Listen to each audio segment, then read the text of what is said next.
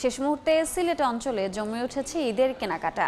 নগরীর শপিং মলগুলোতে উপচে পড়া ভিড়। এছাড়াও ঈদের জন্য সেমাই, চিনিসহ খাদ্যদ্রব্যও কিনছেন মানুষ। আরও তথ্য জানাতে এই মুহূর্তে সিলেট নগরীর নয়া সড়কে আছেন সহকর্মী আমিনুল ইসলাম ও হবিগঞ্জে আছেন রাশেদ আহমেদ খান। শুরুতে যাচ্ছি আমিনুলের কাছে।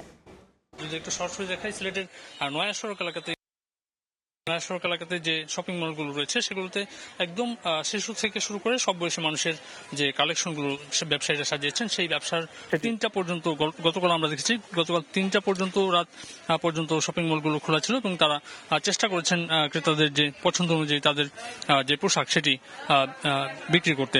সে অনুযায়ী একটি কথা বলে রাখি যে ঈদের যে আয়োজন তার মধ্যে সিলেটে সবচেয়ে বেশি চোখে পড়ে পাকিস্তানের যে ড্রেসগুলো রয়েছে, সেই ড্রেসগুলো এবারের ঈদে আমরা দেখেছি যে বিক্রি হচ্ছে।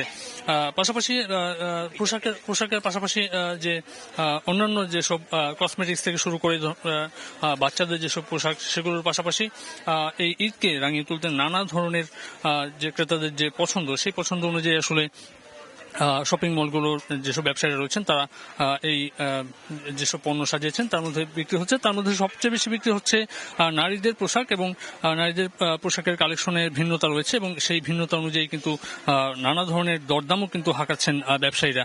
তবে বিভিন্ন ক্রেতাদের পক্ষ থেকে যে অভিযোগ থাকে যে গেলবারের তুলনায় কিন্তু এবারের যে পোশাকের দাম কিন্তু বেড়েছে, এবং ক্রেতাদের পর্যায় থেকে এই অভিযোগের বিপরীতে কিন্তু বিক্রেতারা বলছেন গেলবারের তুলনায় কিন্তু যে যাতায়াত খরচ সেটি কিন্তু বেড়েছে। পরিবহন খরচের কারণে এই পোশাকের দরদাম কিছুটা বৃদ্ধি পেয়েছে। তবে নাগালের মধ্যে রয়েছে পুরুষের যে পোশাক, সেই পুরুষের পোশাকের কালেকশনে কিন্তু দাম কিছুটা নাগালের মধ্যে রয়েছে। তো এই অবস্থার মধ্যে সিলেটের যেহেতু আজকে রমজানের যে শেষ তারাবি, এরপরে কিন্তু এই ঈদের যে কেনাকাটা সেটি কিন্তু একদম শেষ রাত পর্যন্ত চলবে। তো এই ছিল আসলে আমার কাছে সিলেটের সর্বশেষ। আমরা একটু হবিগঞ্জে চলে যাব। হবিগঞ্জের ঈদ কেনাকাটার সর্বশেষ জানাবেন আমাদের সহকর্মী রাশেদ।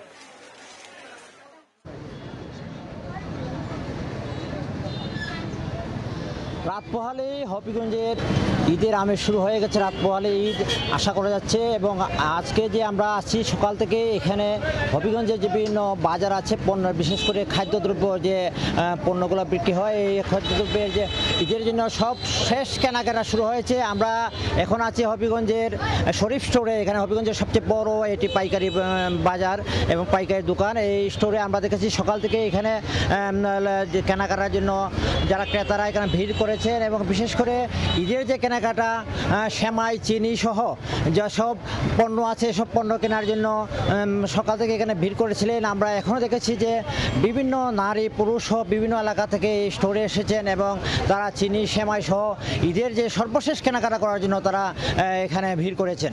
তো আমরা এছাড়াও হবিগঞ্জের যে চৌধুরী বাজার আছে, চৌধুরী বাজারে বিভিন্ন ব্যবসা প্রতিষ্ঠান আছে, নাজমুল স্টোর আছে সহ যে পাইকারি যে ঈদের যে সর্বশেষ কেনাকাটার যে দোকানগুলো আছে, দোকানগুলোতে ভিড় লক্ষ্য করা গেছে।